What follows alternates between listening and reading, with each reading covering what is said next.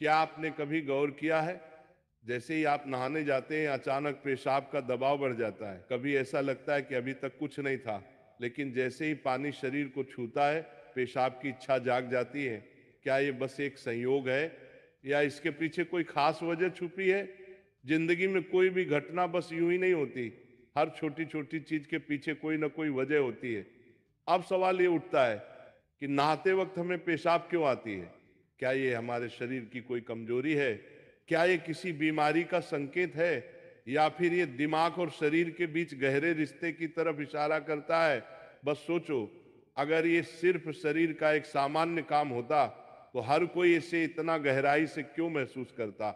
नहाना सिर्फ साफ सफाई का मामला नहीं है। नहाना एक ऐसा प्रक्रिया है जिसमें शरीर, दिमाग और आपकी पूरी चेतना जुड़ी होती है। पानी, जिसे सबसे पवित्र तत्व माना जाता है, सिर्फ आपके शरीर को नहीं धोता, बल्कि आपके अंदर जमा थकान, तनाव और दबाव को भी धो देता है। और जैसे जैसे शरीर हल्का हो जाता है उसका दबाव पेशाब के रूप में बाहर निकलता है। लेकिन ये तो बस सतह की बात है। असली कहानी इससे कहीं गहरी है, क्योंकि शरीर का हर अनुभव मन का भी अनुभव होता है और मन का हर अनुभव शरीर में उतरता है। तो जब आप नहाते हैं, ये सिर्फ एक जैविक प्रक्रिया नहीं है, ये आपके मन और शरीर के बीच एक बातचीत है। अब सोचो, जब पानी तुम्हारे शरीर को छूता है तो क्या होता है? तुम्हारी त्वचा के हर रोम छिद्र में हलचल मच जाती है, तंत्र का तंत्र सक्रिय हो जाता है। ठंडक या गर्म पानी का एहसास दिमाग को ये बताता है कि शरीर को कुछ छोड़ने की जरूरत है, और उसका पहला तरीका पेशाब करना होता है। लेकिन ये पूरी सच्चाई नहीं है, क्योंकि अगर ये सिर्फ ठंडे पानी का असर होता तो फिर जब हम गर्म पानी से नहाते हैं तो ये क्यों होता? अगर ये सिर्फ मूत्राशय की वजह से होता तो नहाने से पहले ये क्यों नहीं होता, और पानी गिरते ही अचानक क्यों होता है? यही वो राज्य है जो लोगों को हैरान कर देता है। जैसे ही आप नहाना शुरू करते हैं, शरीर आराम की स्थिति में चला जाता है। और जैसे ही शरीर आराम करता है, सबसे पहले वो दबाव को रिलीज कर देता है। ये दबाव कभी पेशाब के रूप में दिखता है, कभी गहरी सांसों में, और कभी थकान के एहसास में।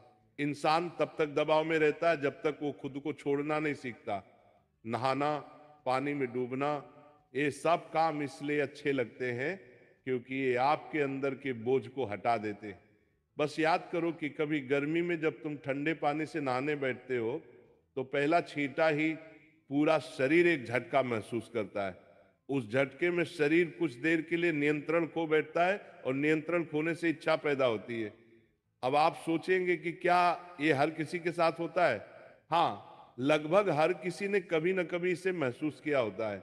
लेकिन फर्क ये है कि कुछ लोग इसे सामान्य समझकर भूल जाते हैं, और कुछ इसके पीछे छुपे राज की तलाश शुरू कर देते हैं। और जो तलाश शुरू करता है वो जिंदगी के असली ज्ञान के करीब पहुंच जाता है। क्योंकि यहाँ एक नाजुक बात छुपी है। पानी और पेशाब दोनों एक ही तत्व से बने होते हैं। जब जब पानी बाहर से शरीर को छूता है तो शरीर के अंदर पानी का तत्व भी प्रतिक्रिया करता है। यही प्रकृति का संतुलन है, ये एक अनुनाद है। शरीर और प्रकृति के बीच रिश्ता आईने जैसा होता है। जो कुछ बाहर होता है वो अंदर भी परिलक्षित होता है। तो जब बाहर का पानी तुम्हारे शरीर से मिलता है तो अंदर का पानी यानी पेशाब भी बाहर आने को बेचैन हो जाता है। लेकिन अब सवाल उठता है, क्या ये सिर्फ पानी और मूत्राशय की बात है, या इसके पीछे कुछ और भी है? क्या ये किसी कमजोरी का संकेत है? क्या ये किसी बीमारी का शुरुआती लक्षण है, या बस मन और शरीर के बीच की एक बातचीत है? यहीं से हमारी यात्रा शुरू होती है, शरीर के विज्ञान से लेकर आध्यात्मिक दृष्टि तक। क्योंकि अगर हम इसे बिना समझे सामान्य कहकर नजरअंदाज कर देंगे तो हम जीवन के एक बहुत बड़े संकेत को खो देंगे। तो चलिए अब इस रहस्य को और गहराई से समझते हैं। हर बार जब तुम कुछ छोड़ते हो, कुछ रिहा करते हो, तो वो तुम्हारे बोझ से आजादी देता है। लेकिन ध्यान रखना, ये सफर आसान नहीं होगा, क्योंकि जो दिखता है वो सच नहीं होता, और जो नहीं दिखता वो गहरा सच होता है।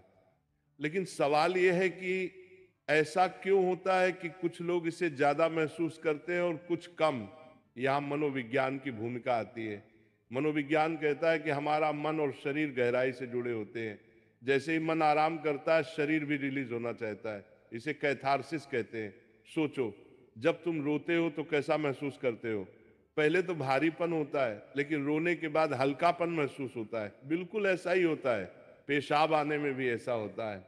ये एक तरह की साफ सफाई है, और नहाना भी ऐसी ही एक प्रक्रिया है जो आराम और तरोताजगी दोनों को जगाती है। इंसान लगातार दबावों के नीचे रहता है।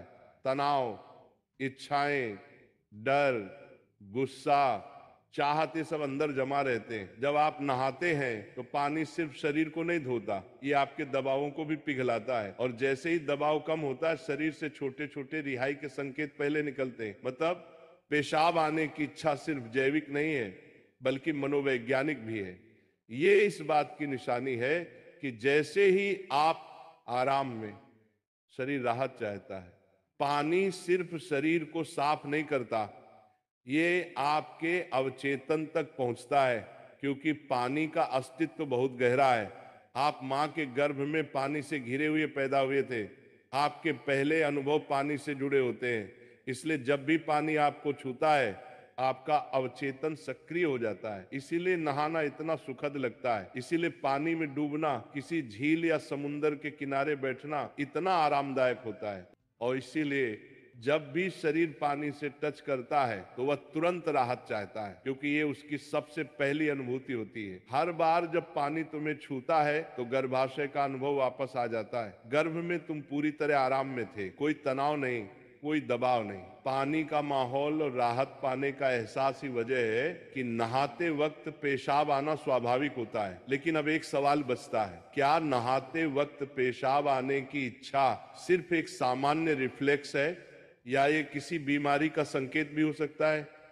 विज्ञान मानता है कि अगर ये बहुत बार होता है, बहुत ज्यादा तलब होती है, आप इसे कंट्रोल नहीं कर पाते, तो ये ओवर एक्टिव ब्लैडर या किसी और मेडिकल कंडीशन का संकेत हो सकता है। लेकिन अगर ये कभी कभार होता है तो ये बिल्कुल नेचुरल है, बिल्कुल सामान्य है।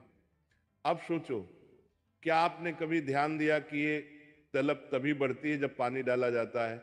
मतलब यहां ट्रिगर पानी है, और पानी सिर्फ शरीर को नहीं छूता, बल्कि दिमाग और सबकॉन्शियस को भी।